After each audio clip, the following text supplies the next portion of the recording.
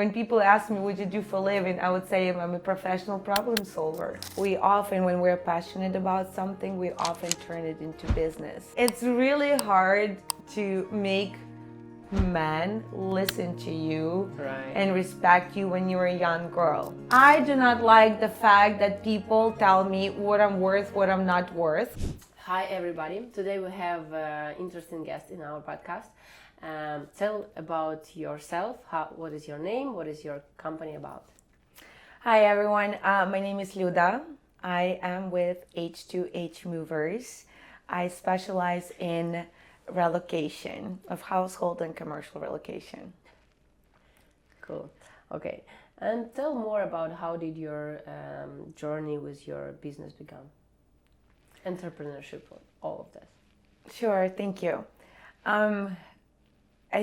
I think I don't want to say this is an accident because I don't believe things are accidental, but I feel like we often, when we're passionate about something, we often turn it into business subconsciously. Right. You know, I used to work as a salesperson for a moving company. At that time, I did not know that you need to be licensed, that you have to have insurances. I only thought they basically hired a girl. Their advertising said, we need a girl for a call. Perfect for stay-at-home moms. I'm like, oh, I can do it, you know.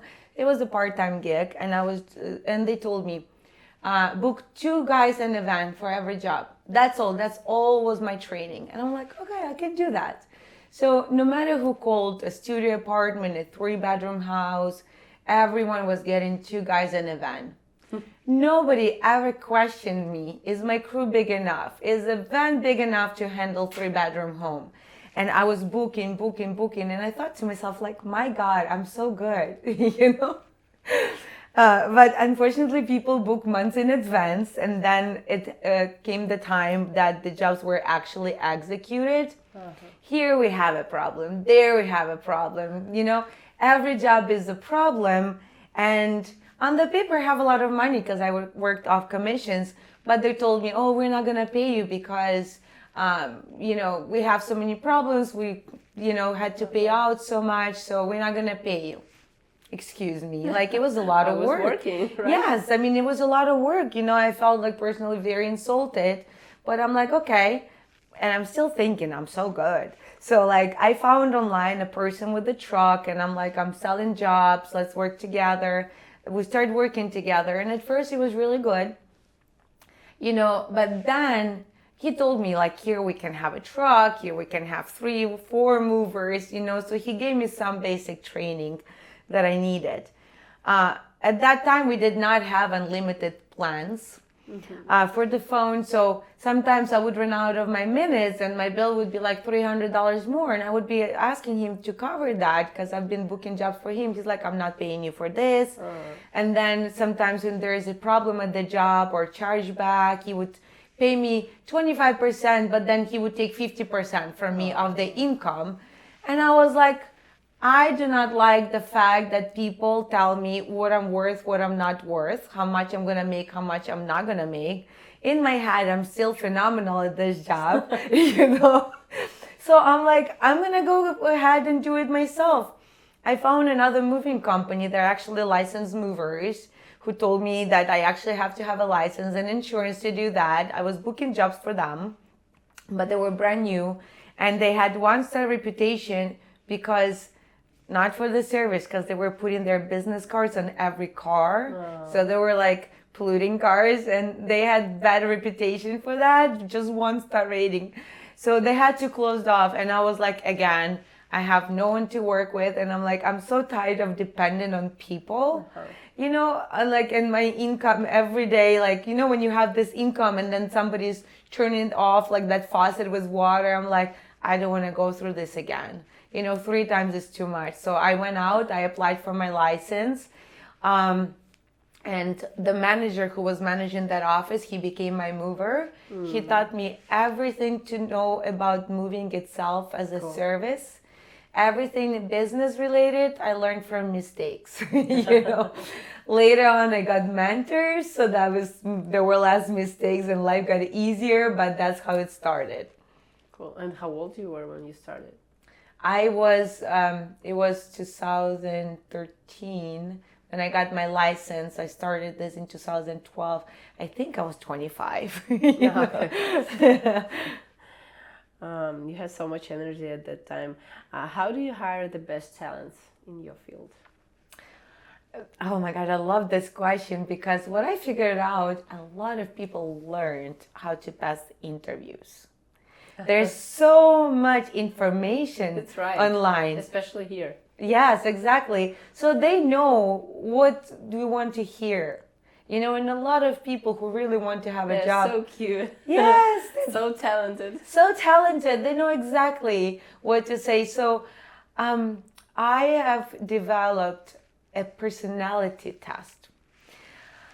The reason why is because when I started working closely with people, I realized for some people $100 is too much. For some people, 1 million is not enough. That's right.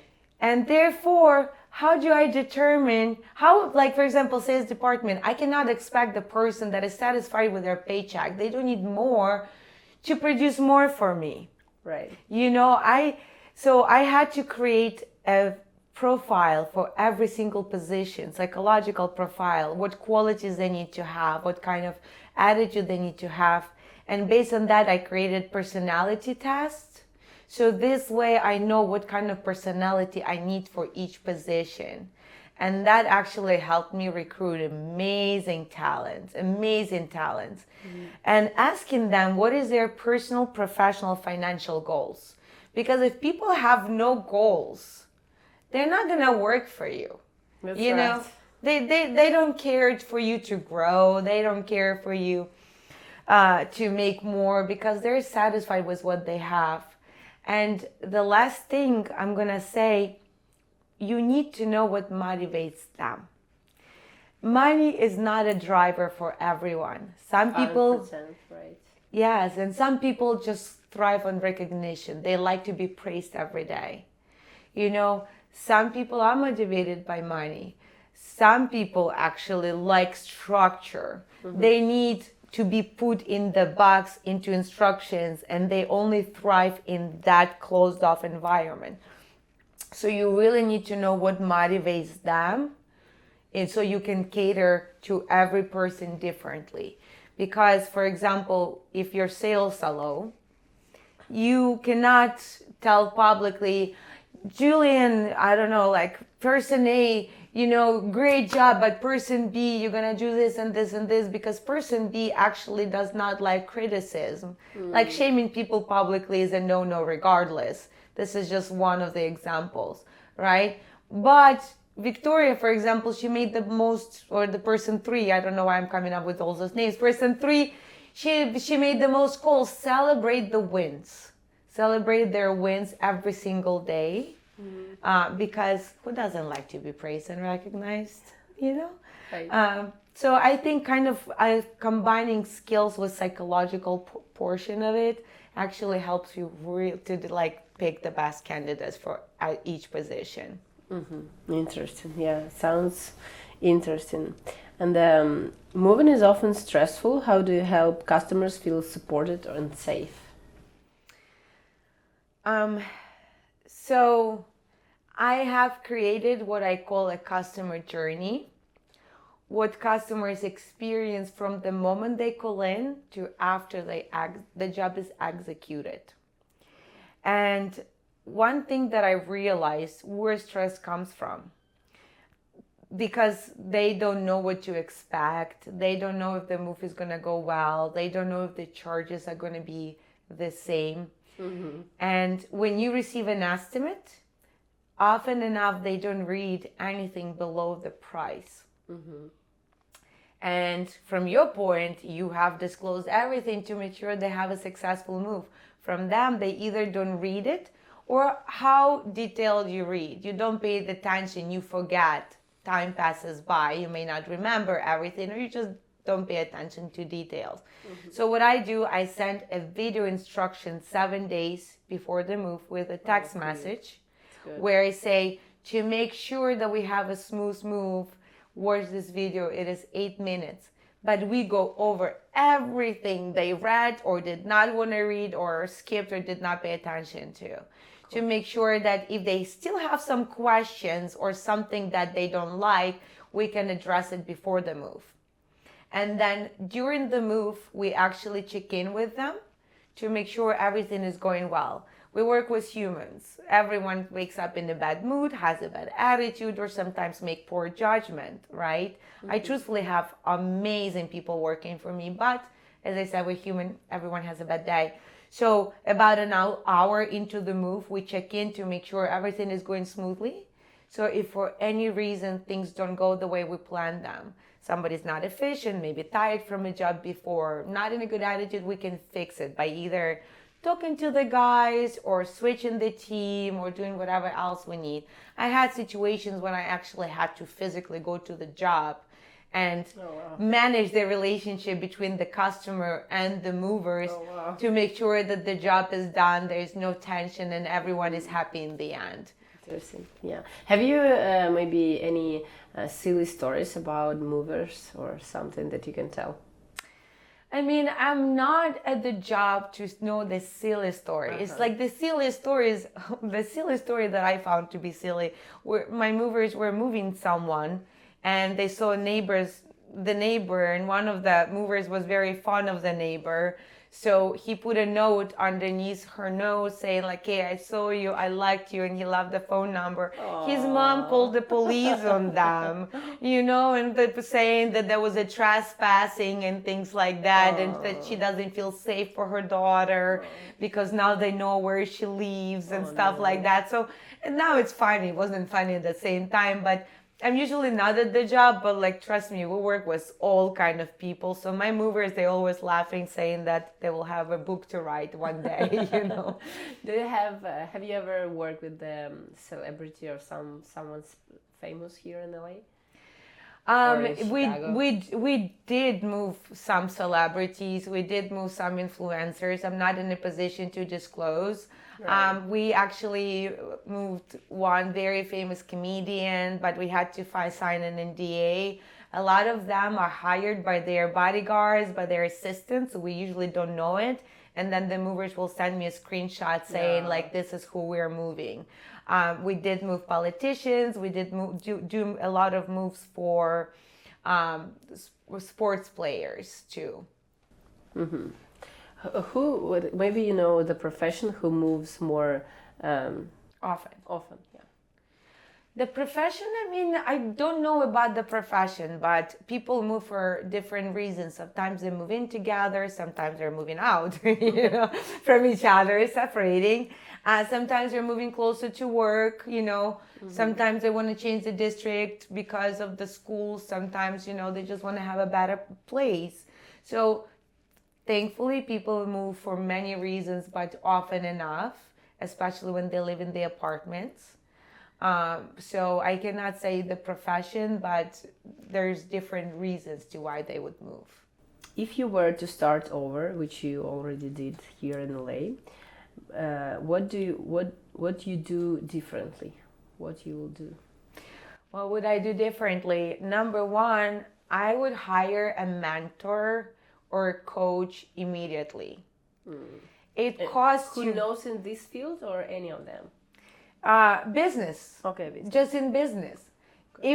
I would save so much money, so much stress, so much it would prevent me from my sleepless nights and aging earlier than I was supposed to, If only I knew things that I know now. Mm-hmm. I would save, people sometimes say oh, your class is 5,000 or 2,000. I don't want to spend money.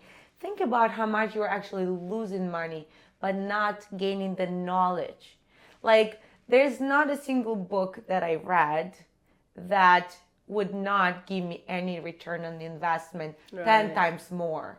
100%, right. This is all I do right now. I'm in so many courses. I'm in so many groups and mentorships all the time, because I know that I always get money worth my while, and even 10 times more.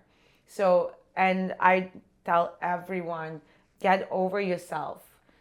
Remove your pride, find the money. You don't have the money to lose, especially when you start the business.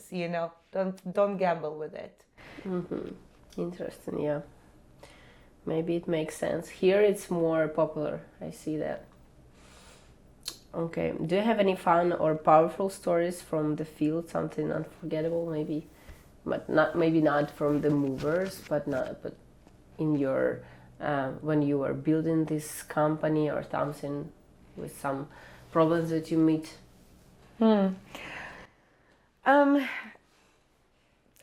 I think the one story that stood out in my mind, and I think because I'm gonna say this how it is. I manage men for living, and like I was younger. I started this business. I was 25, right? And No, you now look like 25. oh, you're so I don't sweet. believe Thank you. And it's really hard to make men listen to you Right. and respect you when you're a young girl. And I remember very well, it took me a little bit of time establishing authority, establishing the trust, even having them trust that I can manage their well-being and their income and whatever else and help them. And I remember they were moving this customer, and the customer had a really heavy gun safe. And they called me and they were like, how much are you going to pay us for moving this extra heavy item? And I said, well, based on our tariff, this is what we charge. Based on our contract, this is what I'm paying you. And they said, oh, one person was speaking on behalf of the rest. And he said, oh, no, I'm not going to carry this for this price. And I said, no problem. It is just very coincidentally that I was actually training somebody for sales who used to be a mover for a different moving company. And he was like literally sitting right next to me. And they were working in my area. I showed up with that guy and 3 other guys silently, quietly moved that gun safe, was quietly turned around, walked away. Everyone was speechless. Because they thought they're going to put me in a position where I'm like, oh no, please, any money, just move because it's about the customer. And I think I came from that position of power, I'm going to say, that it's like no matter what's going to happen, like I'm going to figure it out. And I think that kind of registered in my mind because after that, we've never had problems with anyone, like this is what that was impressive. Yes, thank you.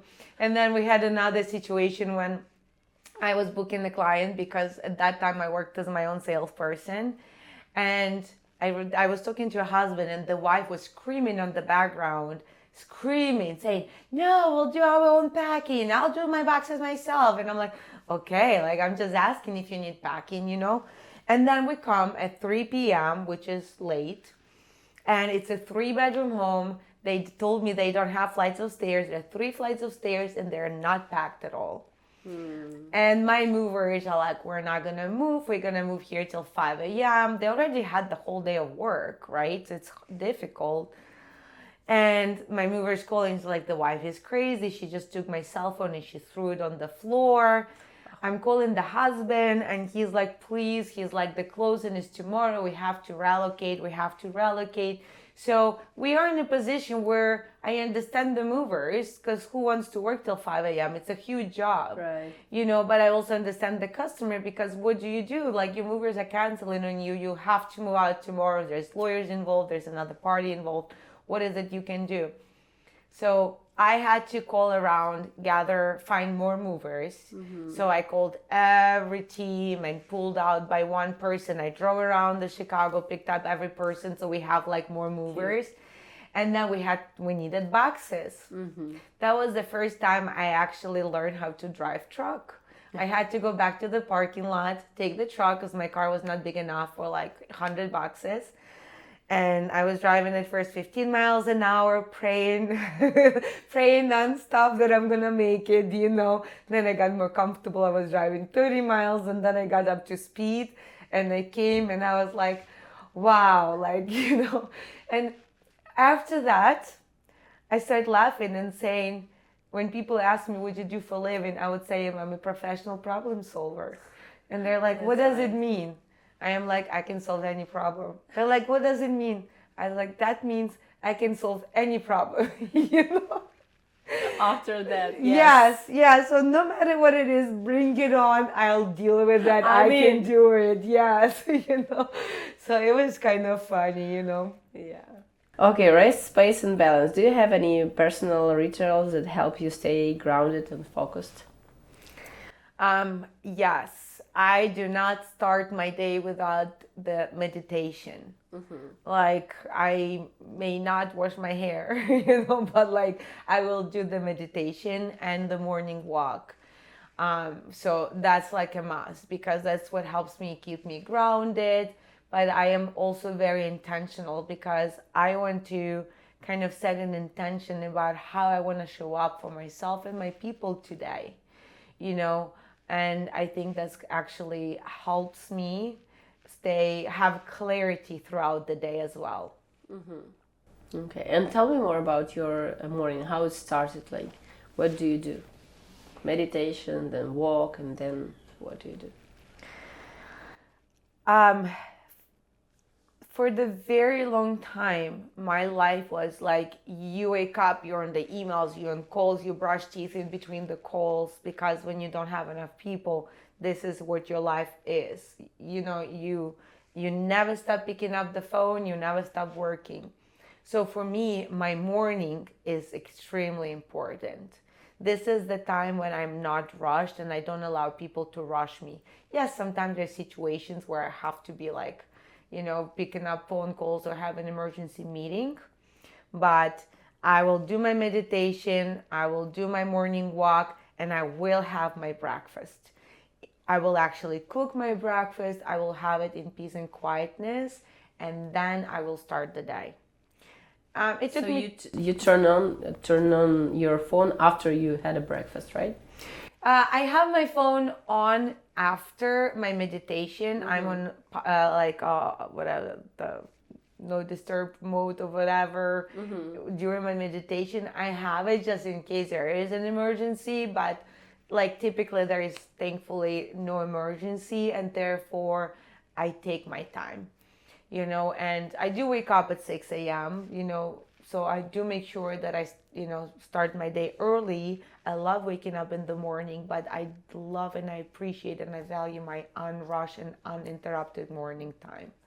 Yeah, 100%. I don't have my 6 a.m. wake up because I have infant now, but I usually, yeah, I just start to wake up like in the morning when I have like after study. I understand that it's really valuable for me and for my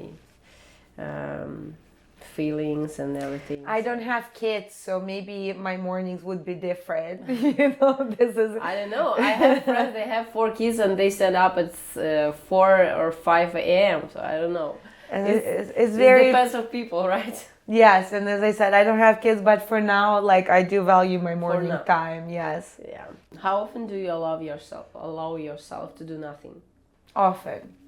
But it's a privilege that I had to learn, you know, but also it's a mindset. Letting go of the thought that the world will crumble if you stop working. That God forbid you miss out on the clients or opportunities or whatever else. It's a mental challenge. So once I start doing the spiritual work and working with my mental state of being, I understood more and I allow myself time for myself. Actually, so I am trying never work on weekends and to never work after 4 p.m. And when I do things, for example, there's sometimes that I do things for work, but I do them because I am in my creative state of flow. So I do it with pleasure. So it's more of a hobby versus work. I had to earn that position, but I do have that, what is the word for it? Privilege, I'm going to say, you know, to do that now. Yeah, sounds good. Not everybody understands that, but it's really valuable for people who is in business, who's every like 24/7, they always working. So May I add to this something? I'm a strong believer that all our physical illnesses come from our mental and emotional instabilities and 100%. sicknesses. And therefore, if you don't pay attention, if you work, and if you ignore your mental and your emotional state of being, it's gonna show up for you. You are going to be forced to slow down. It's gonna show up in any sickness, and you'll be forced to do that. So why push yourself until that happens? You better start controlling it now, because nobody's escaping that. It's just gonna catch up with you one way or another. So understanding this early, and then working with yourself to force yourself to embody that's going to change your life. And the world is still existing, and your business is still thriving, and you're still there, and everything is great. Yeah. Okay, I have quick questions. You can answer like one sentence or more, whatever you feel. Early morning job or late night booking? Early morning job or late? Or late night job. Meaning if I'm liking to work in the morning or in evening? Right. Morning. Okay. What keeps you going even the hardest days? The reason why. The reason why. Why? What is why for you? It's a happiness, First thing you do when you wake up? Meditation. One thing you can live without? I don't want to repeat myself. Okay. And my dogs, I'll add to that, my dogs. How many? You have two? I have 2 dogs, yeah. Cute. A book or movie that changed your perspective? Oh, a lot. But the last one is going to be Sell or Be Sold by Grant Cardone. Okay. Plan everything or go with the flow? Plan. Okay. What's a red flag in people or in business? When people are, how do I say this? When they're praising you for no reason, when you have not earned it, like when they're like complimenting you and praising you for no reason. If you could tell your younger self just one thing, what would it be before you start your business?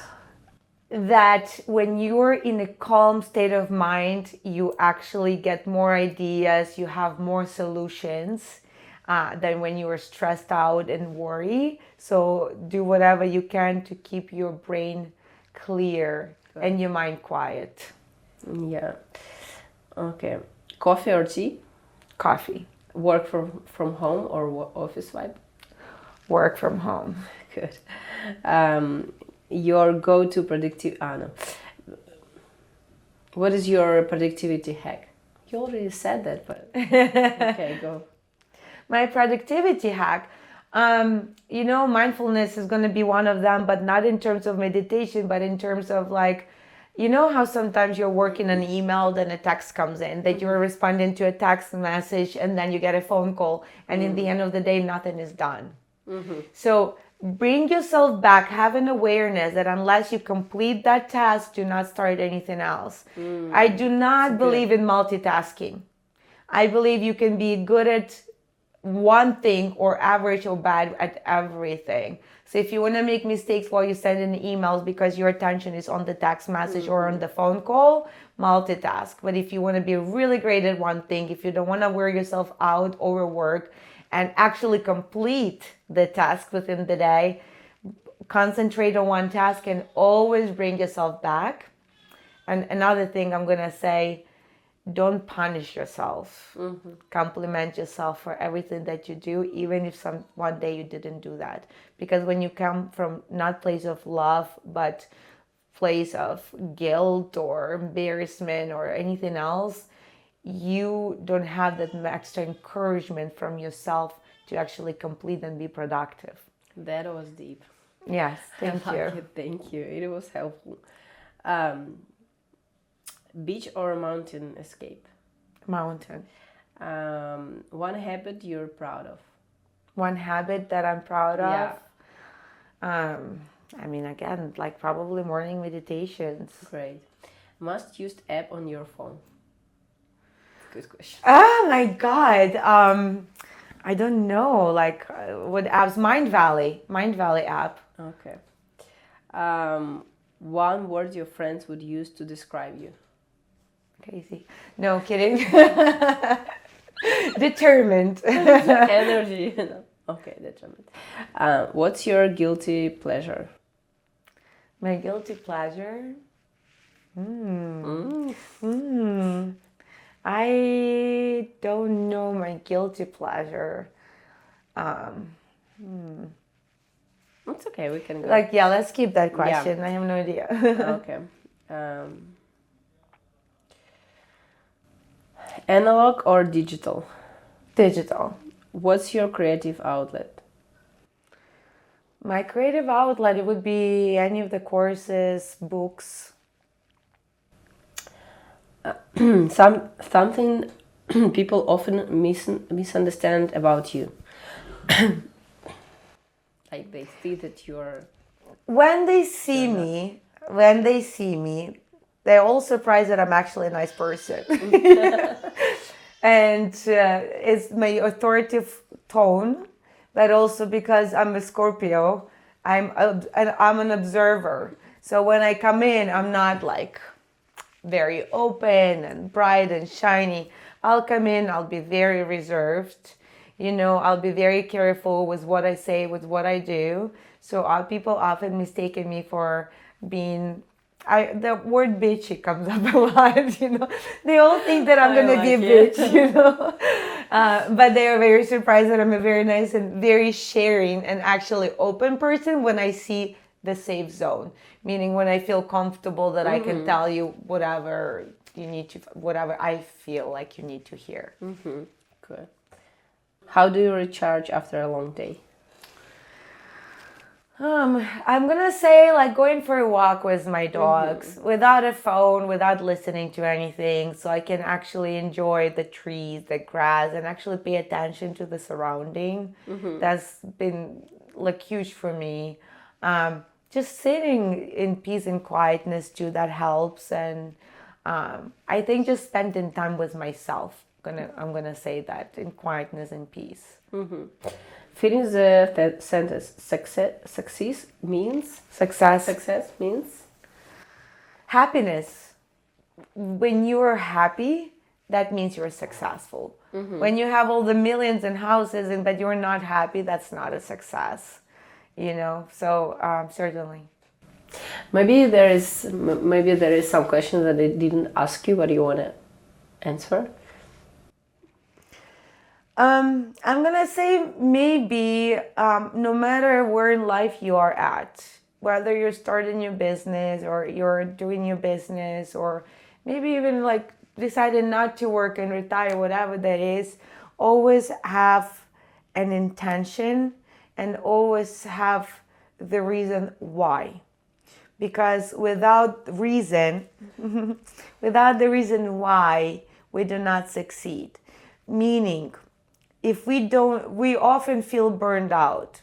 Why do we feel burned out? Because we're working, we're grinding, we're slaving for something that we forgot why we're doing what we're doing. So reconnect with your why. You are working because you want financial stability, but why? It will give you a peace of mind. But why do you need a peace of mind? Because you want that will make you happy. Okay, great. So happiness is the key. You're working or you're working for someone or in your business, doesn't matter. You want to buy a house. But why you want to buy a house? Because it will make your family happy. But why do you need your family to be happy? Because it will make you happy. So I'm going to say, always remember why you're doing what you're doing, and always remember that you should be your first priority, because if you're happy, everyone else around you will be happy, and everything else around you will work out. Yeah, it was good. Thank you. Thank you.